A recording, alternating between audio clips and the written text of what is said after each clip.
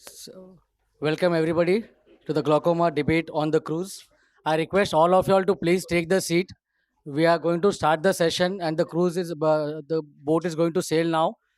Regarding snacks and refreshments, we have 2 3 dropouts in the speakers. I think so. We'll have some time to enjoy our snacks and take photographs on the upper deck. The upper deck also is much beautiful than this. So, without wasting much time, I hope all the speakers have downloaded their presentation. This is just an announcement. If we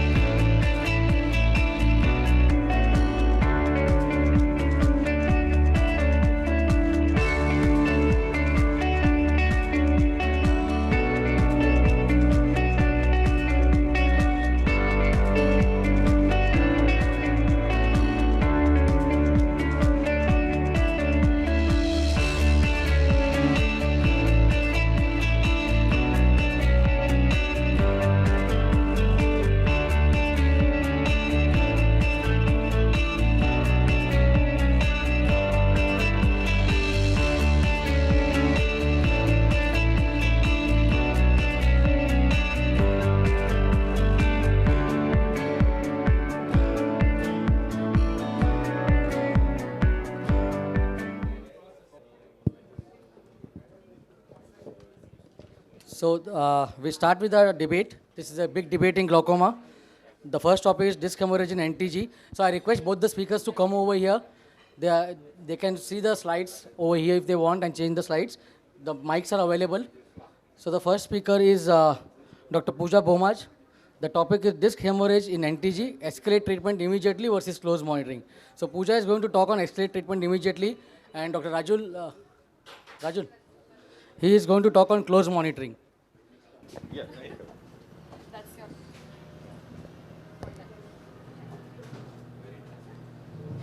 Indicative of progression? Probably yes. And there is enough evidence. If you look the EMGT study, the multiple factors they found for the risk factor, one was disc hemorrhage. If you look CHNT study, again multiple risk factors they found for the progression, disc hemorrhage was one of them.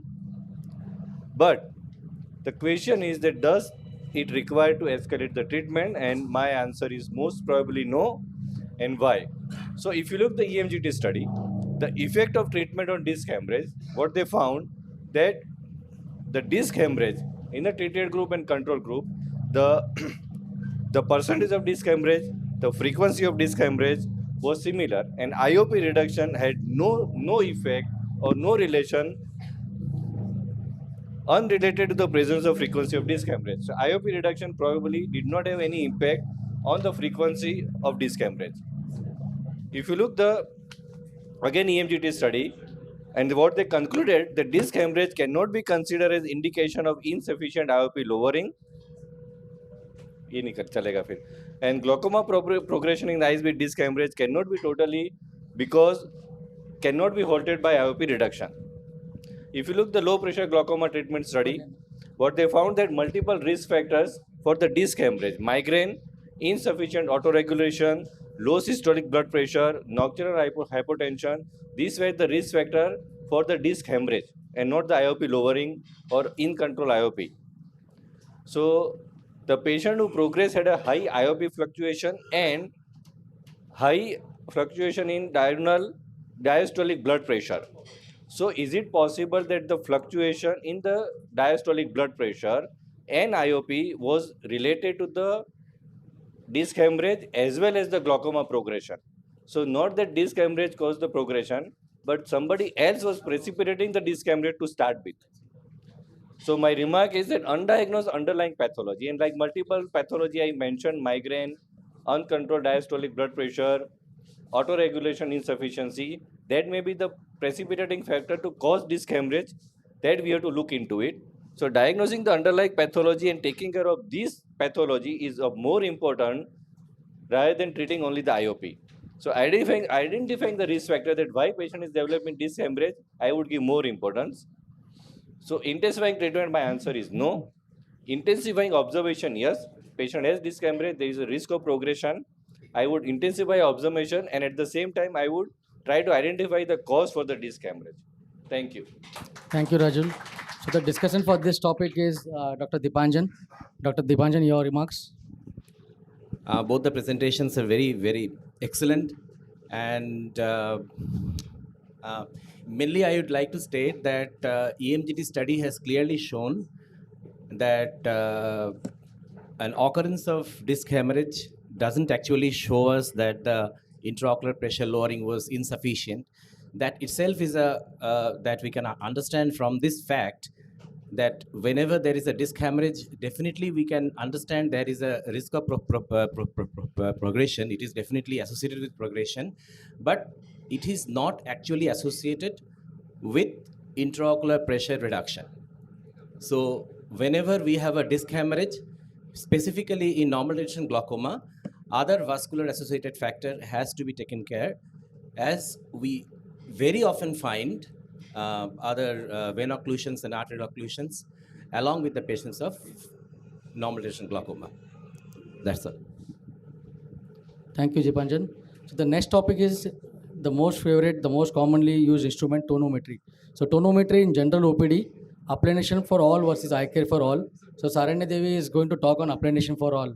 And Madhvi, Dr. Madhvi, she's not boarded the cruise, so I think you have a clear chance. Whatever you say will be taken for granted. But I think Deven will justify. Deven, you are the discussant, Devendra Maheshwari. So we don't have the speaker for eye care for all. Okay. So one of your Ganesh, you can just pass the remark on the eye care. What do you do? Because Deven will give the final thing. You can, if you can, extempo justify why eye care for all. Thank you, Dr. Amit, for this opportunity. So, I think applanation tonometry in all OPD patients, I think everyone will accept on this. So, we all know old is gold, and we South Indians strongly believe in investing in gold. So Goldman's applanation tonometry is the gold standard, and here is one study by Gao et al., which was done in 2017. Here you can see in patients with higher IOP values, the measurements obtained by rebound tonometry did not correlate well with those obtained by applanation tonometry. So applanation tonometry is the gold standard, more so in the cases of high IOPs. And this is another study which was done in 2019. And here the comparison was done between three types of tonometry, that is NCT, IK Pro, and GAT. And the variability of IOP measurement affected by CCT was least with applanation tonometry. And this is the recent study which was done by Subramaniam et al. In 2021. And here again, the eye care tonometer consistently underestimated IOP compared to the applanation tonometry. And the mean difference of 4.2 can have a significant clinical implication, particularly in the management of glaucoma patients. So these are the various studies which have compared applanation tonometer with the rebound tonometer, and they all go in favor of applanation tonometer. And here, this was another study which was done by Salvatore et al. In 2011. And here again, we can see that the influence of CCT and CC was more so with eye care rather than applanation tonometry. So we all know it is budget friendly, and because when I went and asked for my boss, not only for eye care, I just asked for NCT, and he asked what is the returns we can expect out of this mission. So we know applanation tonometry is budget friendly, and it is easily available. Like we can refer the patients across, and everybody will have this. And another important recent thing which I've learned is we can decide whether the patient will be cooperate for the topical anesthesia in case of cataract surgery. So these are my points for applanation tonometry. Thank you for the opportunity. Saranya, the topic was tonometry in general OPD, applanation for all. That means it's a screening. Okay, so your boss didn't agree to it. Let's see how Ganesh will defend because that is screening tool I'm asking. Yeah, so in our, I mean, since I have to speak extempore. In our clinic, we even in the glaucoma clinic, we subject the patient to NCT or eye care for all the patients, even before they see the doctor. So that helps the whole team to triage what the patient's requirement is and where he should go next. So if it's very high IOP, he can be brought forward in the waiting list and seen by the doctor, and then he can be sent off or he can be referred. So whatever is the situation. So in the general OPD, again, I would suggest that eye care should be done for all patients, especially for as a screening tool. Devendra, your remarks. So now both of you are from Arvind, so don't make same statements. Okay? Yeah. I think nice presentation. You concluded good studies, but I think they've selected few selected studies. If you go through the literature, most of the studies says if you talk about the normal IOP range, eye care comparable to the Goldman definition. But more than definition, but it's almost comparable. When goes range above, then really reliability of eye care will come down. So when we talk about the general OPD with the screening, I think eye care is the best tool. I agree with him. So we have to agree with it. Even the NCT has variation is a lot, but eye care works very well. Even in rural services, camp settings, we all are using the eye care also. And cost really is cost little bit concerned. If you talk about this coming this one box of 100 coming the 10,000 rupees, company recommend for single use, but at least you can use single pro for 4 to 5 cases. Just you take the alcohol swab, just press it and you can use it. Back it again and eat you next time. And really it's a cost effective in terms of, but not in a off level, not completely. Just compared to eye care to NCT, eye care is better because NCT you have to click a switch. When you are checking the intraocular pressure, if it is more than 40, you have to click a switch so that it measures that 40 to 60 or 40 to 80. If you don't do that, if a staff doesn't know it, you'll get error. So regarding this topic, next month issue in IGO, my article on comparing these three techniques, Goldman applanation, air puff, NCT, and eye care is going to be published. And in my hospital also is the same scenario. We have the NCT, we have the eye care. So the first patient is screened on NCT. If the NCT values are high, then eye care is taken, and then finally to the glaucoma clinic if the eye care value also is high. So for screening, I think it is very good. I had one box of those probes, almost 5 years. I'm still using it. So you can either, the only problem with eye care is if you keep the probe in the machine and keep the machine like that only, then it gets magnetized, then your probes won't work. But if you clean it with sterilium or spirit swab or ETO8, they work. Once in 6 months, you have to open the whole eye care tonometer, keep it in the hydrogen peroxide solution and use it. So for screening purpose, I also agree with them that eye care is best. Thank you, Devendra. I want to make last point, and the new model is coming IC200, and that you can use in children's, disabled patient, lying down, supine position, anywhere you can use. That's another utility of the eye care. Okay, And coming to the cost also, when we compare discussion, yeah. So next pre-perimetric glaucoma. Okay. So pre-perimetric glaucoma, we have Dr. Neha over here. So she pre-perimetric glaucoma, treat immediately versus masterly inactivity. So she is going to speak on treat immediately, and Preeti, yeah, you can come here, Preeti. Preeti is going to talk on defend herself on masterly inactivity, and the discussant is Dr. Thomas George. Where is Thomas? Good afternoon, everybody. Thank you, Dr. Amit, for inviting for this beautiful session. So, pre-perimetric glaucoma, I would say treat immediately. So this is a classical case where you see RNFL defect, and a similar corroborating RNFL defect can also be seen on the OCT, and the visual fields are completely normal. So a typical case of pre-perimetric glaucoma. So let us just start with the basic and see what is the AAO staging of glaucoma severity. So we say mild glaucoma. What is the definition? Structural optic nerve change consistent with glaucoma with no evidence of visual field changes in the perimetry. So now this is no more a different entity as pre-perimetric glaucoma. It is a part of continuum of glaucoma and is being labeled as mild glaucoma, even if visual field effect is not present. So if it is mild glaucoma, early glaucoma, we have to treat. So some people say with pre-perimetric glaucoma, there are no symptoms, and if you will start the treatment, the patient will become symptomatic. So the answer to that is glaucoma even in advanced stages is not having any symptom. And starting the treatment later in the disease, when you can, actually starting early, you can get away with one drug. And when you start later, you might need to start two drugs. You're actually worsening the situation by increasing the medication and the preservative load.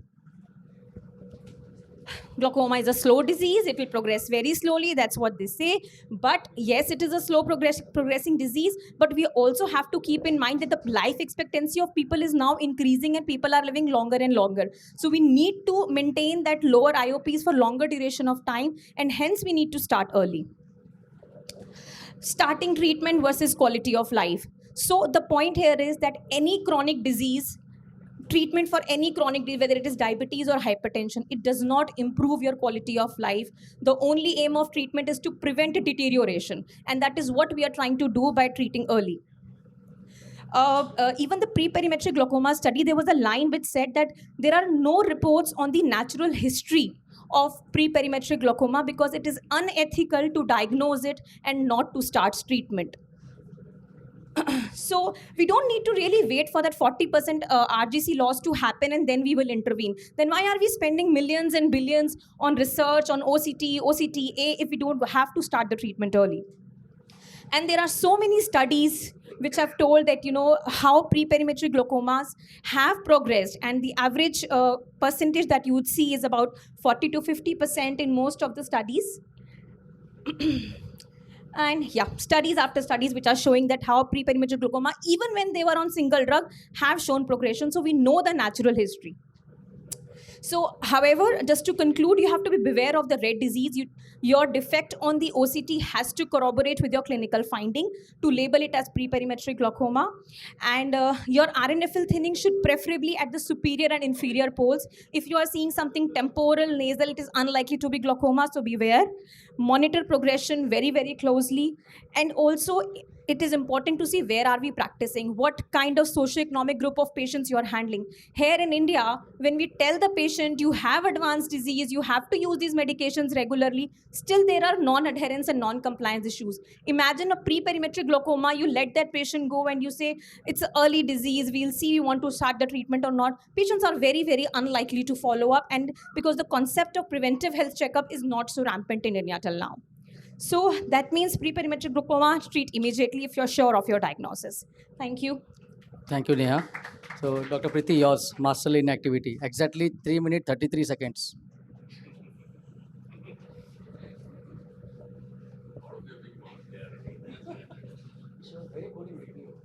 Okay. So the first rule which we are taught is first do no harm. And in some diseases, it is, we have to remind ourselves, and pre-perimetric glaucoma is one such disease where constantly you say you first do no harm. So now, what is pre-perimetric glaucoma? Where you have structural change, and the simplest definition is structural change, but no functional change. Now, the patients are our best teachers, and I will just tell you how an average pre-perimetric glaucoma patient is. This is a person who was 32-year-old, 6/5, IOP 18, open angles, and because the mother had loss of vision in one eye, he came to me.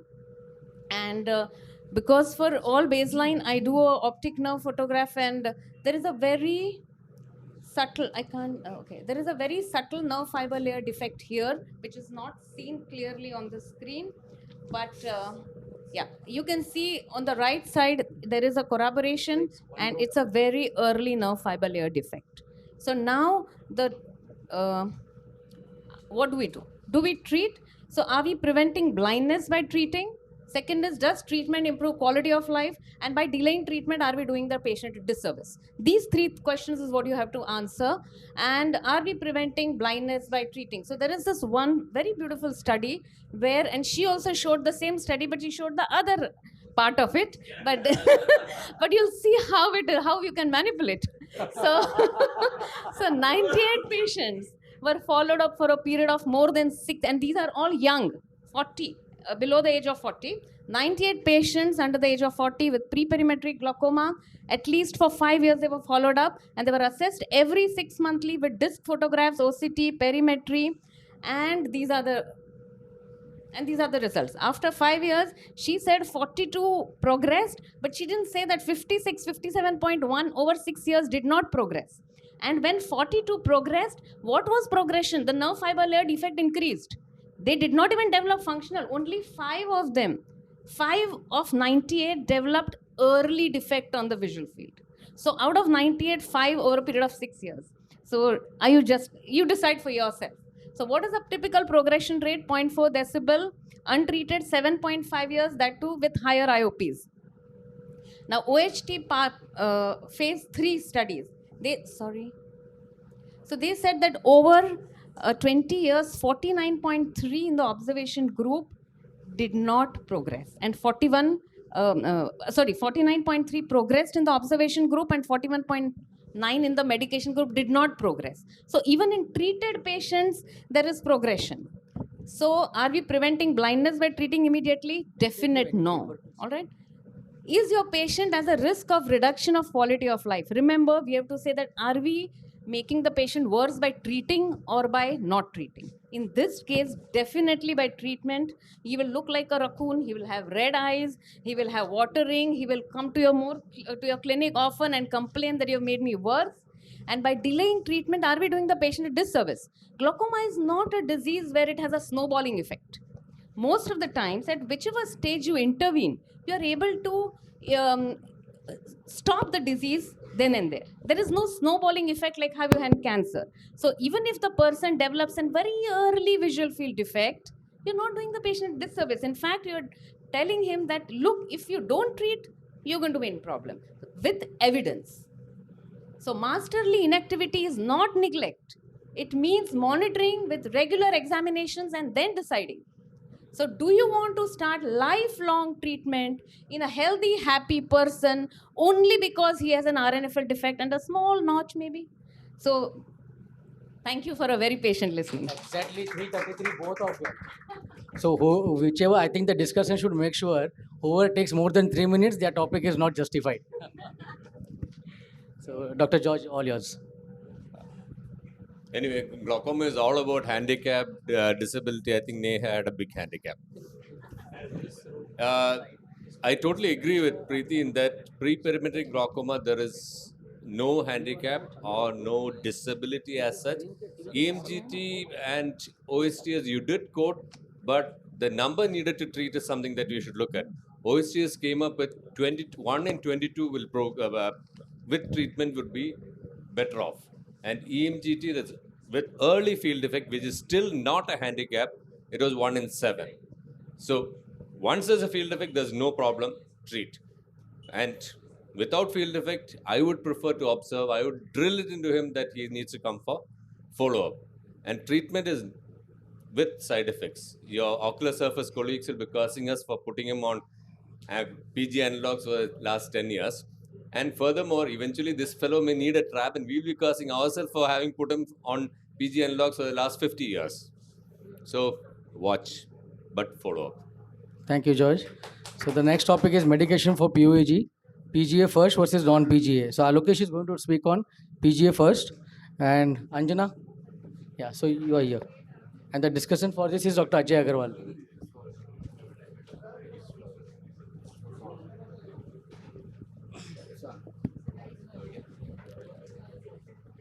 Good afternoon, everybody. Thanks, Dr. Amit. So I'll be speaking on PGAs as the first line of therapy. There are so many aspects to it. I'll be perhaps speaking on one aspect. So we all know is oft-repeated story that the prostaglandin analogs have the maximum reduction of IOP during the daytime. But what I want to stress upon is that during the nighttime and in the supine position, the percentage of reduction of intraocular pressure is also extremely significant in case of the prostaglandin analogs, and they are much more effective than other classes of drugs, including beta blockers. So IOP is not a fixed value, but it varies during the 24-hour cycle, and a single IOP measurement that we have is a poor surrogate of the IOP profile. So more than half of the patients have their peak IOPs outside office hours, and if we could monitor that, in many cases, studies show that we will perhaps change our treatment line in 80% of the patients. So IOP fluctuation is an independent risk factor, And long-term fluctuation have been documented as a very important risk factor for progression. Physiologic IOP fluctuations also do occur, but our tissues are in the steady state and they have compensatory mechanisms. Now, these compensatory mechanisms do not work in case of the irregular elevations of IOP in open-angle glaucoma patients, and therefore we should think of IOP modulation. So possible nocturnal occurrences are diminished outflow facilities, hormonal changes, direct pressure on the globe, which leads to elevated IOPs, nocturnal hypotension causing diminished ocular perfusion pressure and compromise of the optic nerve head. And studies have shown that nocturnal supine IOP was higher than diurnal sitting IOP in patients with glaucoma as well as healthy subjects. So there has been a lot of literature evidence for support that glaucoma progression, a great risk factor is this fluctuation. And the prostaglandin analogs, they are the most potent topical anti-glaucoma agents. They exert by enhancing aqueous outflow. And they have been shown to prevent short-term IOP fluctuations in NTG. They flatten the IOP curve at the increase of transition of wake sitting to sleep supine position in primary open-angle glaucoma. They are proverbially the giant slayer, but also prostaglandin analogs, but no other medications flattens the IOP-related increase at the transition of wake sitting to sleep supine period. And many of them have a long period of activity, and they have been shown to be of equal prominence and OHT in exfoliative glaucoma.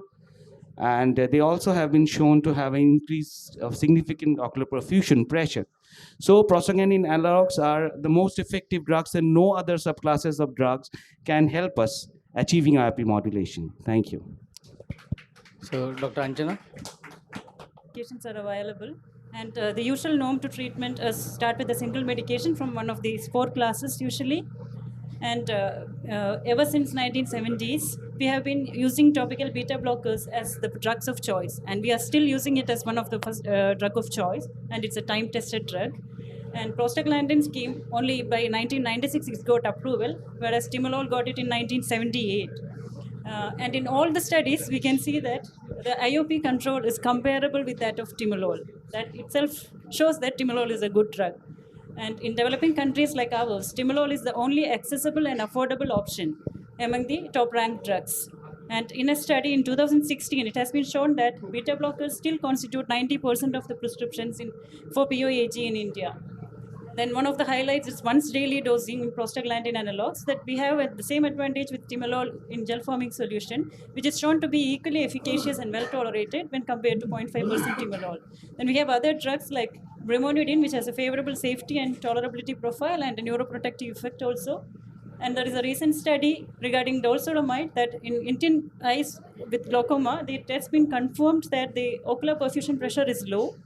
And the dorzolamide is proven to have a hemodynamic improvement in the ocular perfusion pressure of the major ophthalmic vessels, together with reducing the IOP. So it's a very, very promising drug as well. And regarding prostaglandins, even they say that it has very less side effects, systemic. It has a lot of ocular side effects, starting from the lids and lashes to the macula and even to the orbit, causing the prostaglandin-associated periorbitopathy or PAP. And this is a case with unilateral treatment. You can see the periocular pigmentation, deepening of the sulcus, lengthening of the lashes and all that. And a severe case of PAP in which you can see the sunken eyes with the deep sulcus and all. So how does it affect us? Yeah, we are going to treat the patient for lifelong, and we will have to do surgery later. And it has been shown that while doing trabeculectomy, those with severe PAP has a worse prognosis. And the compression of the trabeculectomy site by the tightened and hardened eyelid may compress the filtration, and it may even be difficult to insert a speculum. So, and on the top of that, there is the anti-inflammatory changes that occur on the ocular surface because of the prostaglandins as well.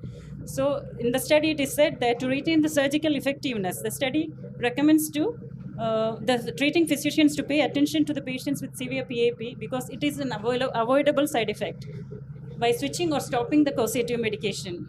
And hence, I would like to conclude by saying that treatment of glaucoma is a lifelong process, and we are going to treat them for life, and we need to do the surgery and all. So treat these patients by starting the treatment itself. Think about all those and start your treatment judiciously. Thank you. So Dr. Ajay is a discussant. Yeah. Dr. Ajay is in AIMS Rishikesh. Okay. So it was an excellent presentation, I think, by both our speakers. And I would just carry forward from the last line she said that for any anti-glaucoma medication, you need to use it judiciously. So that is the key word for us. Prostaglandins, as people would have told you, less side effects, only ocular side effects. But certain side effects in the eye, like choroidal effusions, are there. There are systemic side effects also, including joint pains, muscle aches. So you need to look at that also when you start prostaglandins. Also, look at the what target pressures you need. Do you really need to reduce your IOP so much? So for all those patients in which you are thinking of a long-term treatment, maybe you can look at the other drugs also. So in the end, although prostaglandin is a wonder drug, it's very wonderful for most people, but you need to use it judiciously. That is what I would like to say. Thank you. Thank you. So moving on to the next topic, PACS, laser iridotomy for all versus LPI for high risk case. So Dr. Nimrita, I think she's got a clear walkthrough because Dr. Sahiba has not voted the board. So I will request Parag is the discussant for this, and Dr. Meenakshi madam was here. Madam, you can just speak for LPI for high risk cases and improper. Good afternoon, everyone. My today's debate topic is LPI for all. I have no financial disclosure. By 2040, 34 million will have angle closure disease, out of which 5.3 million will go blind. There are various spectrum of angle closure disease, including from primary angle closure suspect to malignant glaucoma, all of which will require LPI for the definitive treatment. In our glaucoma clinic, after measuring the IOP, the second mode of investigation is gonioscopy, by which we can diagnose what is the type of the glaucoma, and we can see the various other structures also. But with evolution, we have come to new modalities such as ASOCT and UBM, which gives the quantitative measurements of the structures, and we can diagnose the case. Now, coming to the pathophysiology, it can be due to genetics, it can be due to crowding, which can be due to small cornea, shallow anterior chamber depth, big lens vault, thick lens. It can be due to mood. It has seen that due to stress and it can more further gradually increase the narrowing of the angles. And so what are the mechanism of angle closure? Plateau iris, pupillary block, phacomorphic, malignant glaucoma, or mixed mechanism. So the primary angle closure suspect can present with various permutation and combination, and which can ultimately present with acute angle closure attack. In a study by Thomas et al., it was seen that PACS cases, there was 22% conversion to PAC, and 28.5% from PAC to PAC CG. We all know the basic definition of PACS and PAC and PACG. So the most common mechanism of raise in IOP is relative pupillary block, and we have to treat by doing PI. So after PI, what happens? It relieves the pupillary block, it widens the angle, and it reduces the pressure differential between anterior and posterior chamber. So which angles stay close? Narrow angles, eyes with thicker iris, eyes with large lens, eyes with more anterior iris insertion, and plateau iris. So coming to the literature, in Indian scenario, in a study, Chennai glaucoma study, which was done in rural and urban area, it was seen that 6.27% of PACS case and 7.24% of PACS. And we have seen in a Indian scenario, there is significantly high incidence of PACG in India. So to avoid that, we have to do PI. In another study, it showed that out of 485 cases, 6 developed acute angle closure attack in Chennai, and in USA, out of 129 developed 8, and in Vellore, India, out of 48, there was no any case reported. Coming to other study, Singapore asymptomatic narrow angle laser study, in which one eye was PI was done and other had no PI was done. So it was seen that without any intervention, 10.1% PACS progressed to angle closure disease versus 5.3% after doing LPI. Coming to another trial, ZAP trial, it was seen that eyes which had LPI had 47% reduction in developing acute attack. So always we have to balance the risk and benefits with the patient. What will be the worst case scenario that the patient lands up into acute angle closure, which is pretty awful. And on the other side of coin, if we do LPI, there is very minimal bleeding or corneal edema, which is temporary. So we always err on doing LPI because these patients don't turn for regular follow-up. So WGA recommendation for doing PI are patients who live far away, and as we all know, India is still a developing country. We have limited access to healthcare. Patients with severe hyperopia, very shallow anterior chamber, patients who require frequent dilatation like diabetic retinopathy and retinal vein occlusion, patient with short axial length who present as an nanophthalmos, which eventually land to phacomorphic or pupillary block glaucoma, and 2/3 also present with bilateral attack, and patients which have a very strong family history of glaucoma. One of the study done by Venkatesh, it was seen that primary angle closure is more relevant and significant in Indian scenario. So my Nimrita, arguments in favor. your time was only 4 minutes. Even though your partner is not there, you're not supposed to take her time. So last slide. So my arguments in favor of doing LPI is patient presenting with acute angle closure attack, we have to do PI. LPI is Meenakshi madam is going to cover. So you are losing.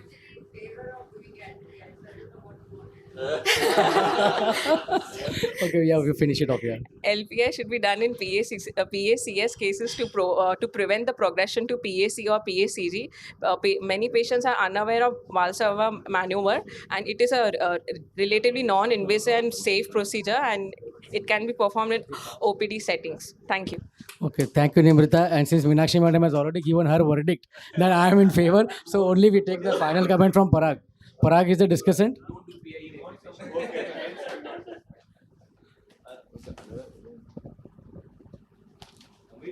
Okay.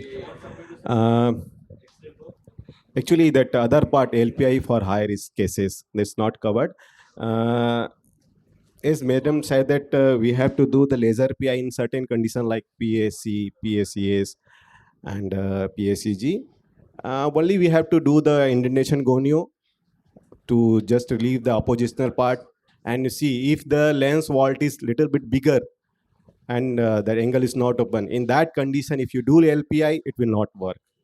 And certain condition like high risk cases, when you get the angle closer, like medicine induced, like that have a ciliary effusion, malignant glaucoma, or traumatic cataract, that's lens swell, and you get angle closer that have pupillary block, and that type of condition we should not do the LPI.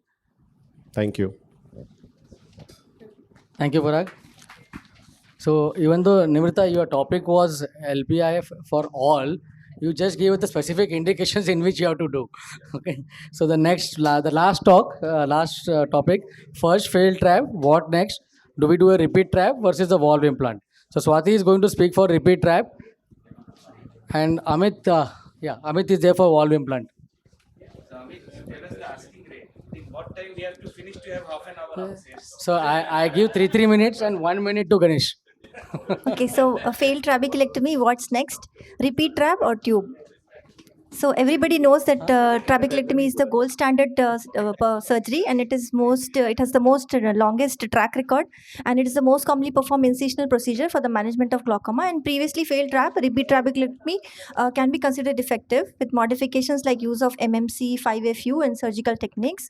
So the evidence, as everybody has told, 2011 study, it showed that repeat trabeculectomy augmented with MMC, the 82% achieved an IOP of less than 21 millimeters of mercury. Another another study, and they concluded that using a trap with MMC is an effective method of controlling IOP after a failed trap. So in 2014 also there is a study which shows safety and efficacy of same site reoperation, and another study which I'll be showing will be showing the different site surgery trap at like twin site trap. This also shows that same site bleb revision with minimal use of MMC is relatively safe and efficacious in reducing IOP. This is the same site again, another study. So the follow-up was at first, third and fifth months, 51 to 69% showed an IOP reduction as in criteria A, and the conclusion was the same. Another study in 2017 evaluated the medium term to long term outcomes of a cohort of repeat trabeculectomy augmented with MMC.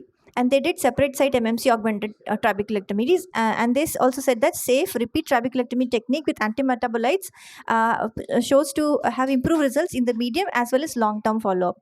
Now, trabeculectomy with ologen, we also have ologen. So, studies done with ologen also say that ologen may be a useful alternative to MMC in repeat trabeculectomies, mostly important in myopic eyes where MMC is contraindicated. Now there is a three-year outcomes of trabeculectomy and Ahmed valve glaucoma valve implantation in patients with prior failed. This study also shows that neither trab nor Ahmed glaucoma valve is superior to each other. So we have tube versus trabeculectomy study in which it was a randomized control trial with a large sample size. But this also showed that both tube surgery and trabeculectomy with MMC were effective in lowering IOP, and tube shunt produced 41.4% reduction in IOP, and trabeculectomy with MMC achieved a 49.5% decrease in IOP. But in the end, they said after 1 year of follow-up, there was no significant difference in the rate of vision loss following trabeculectomy with MMC or tube shunt surgery. Another study by Seng et al.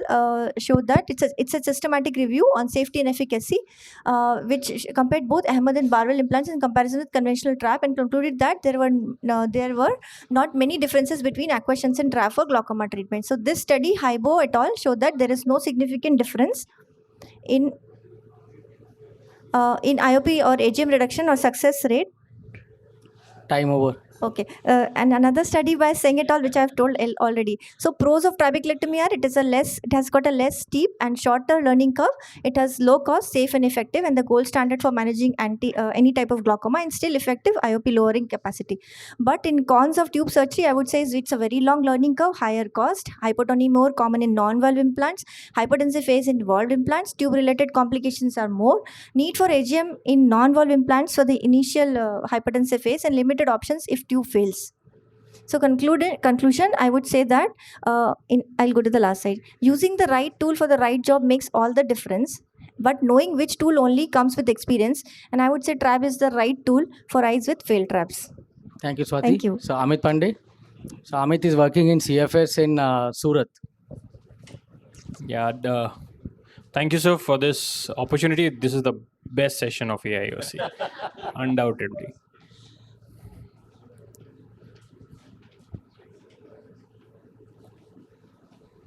क्या हो गया?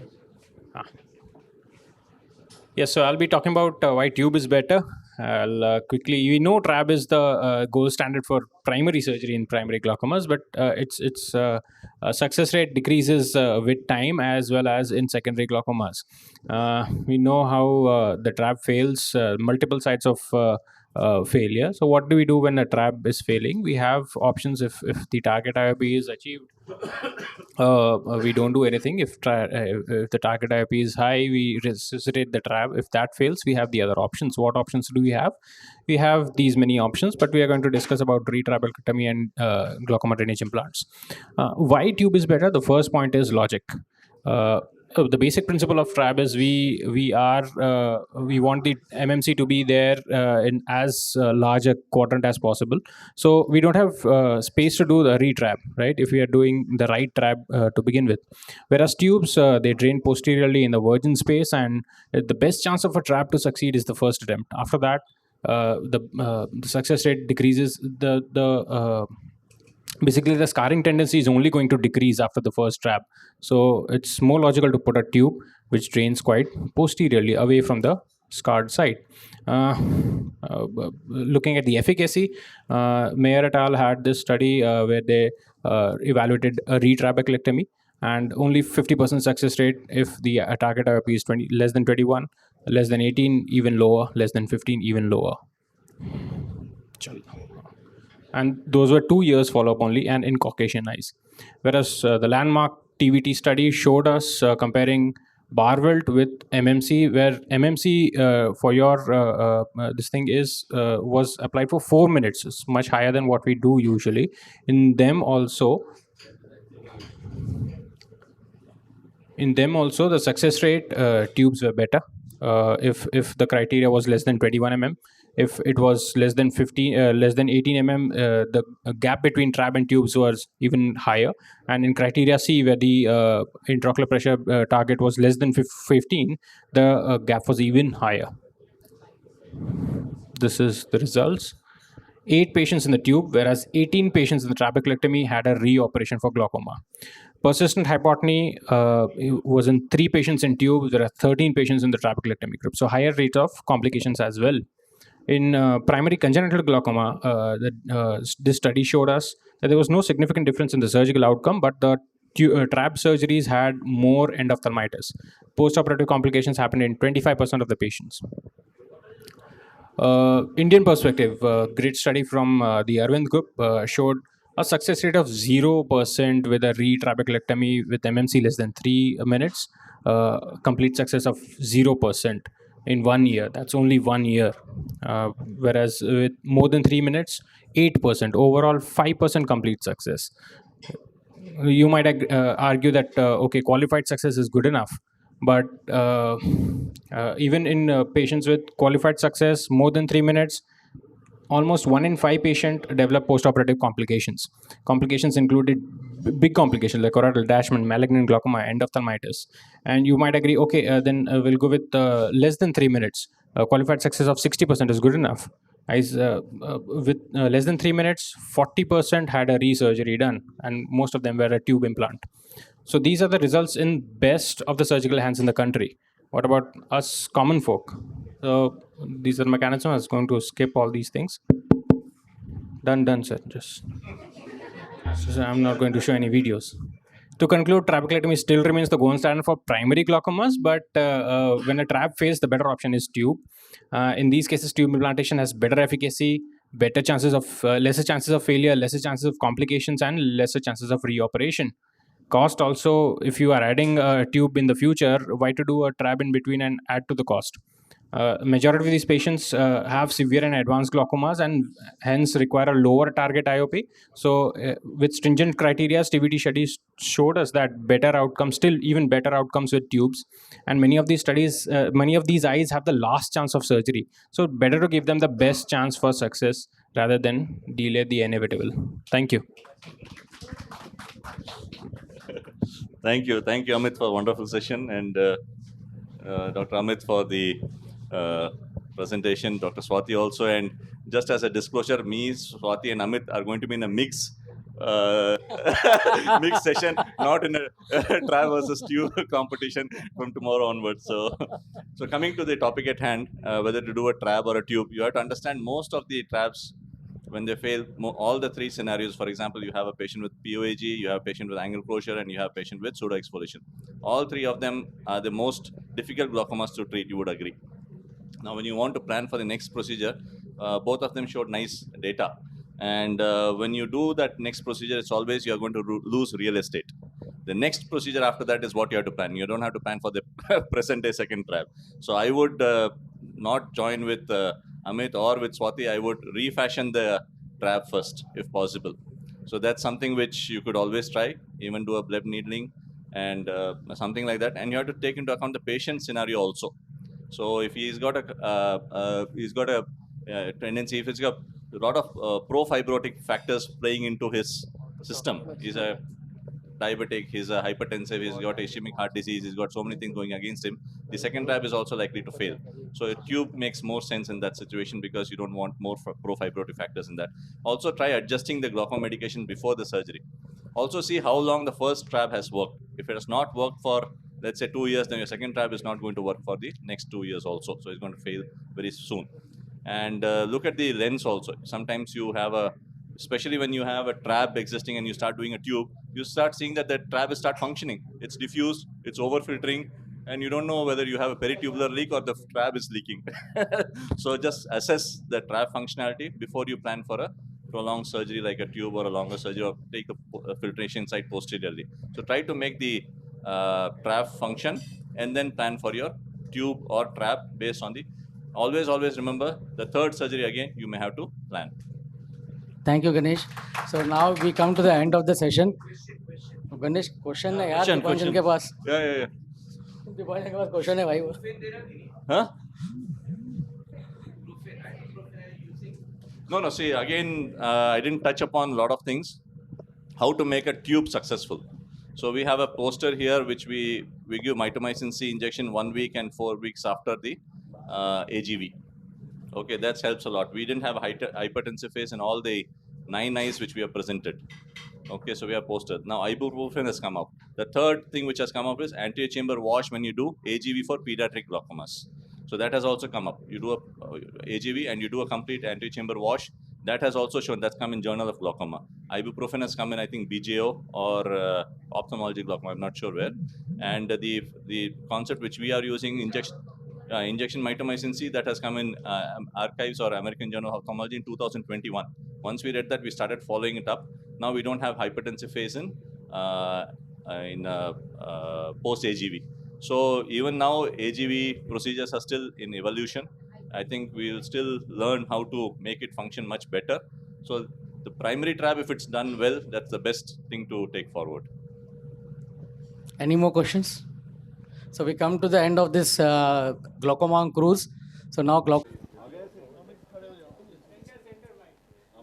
देखना ढंग से आए, वो आगे की चेयर्स नहीं आए. अमित का चेहरा ढकना नहीं चाहिए. हाँ, दोनों अमित.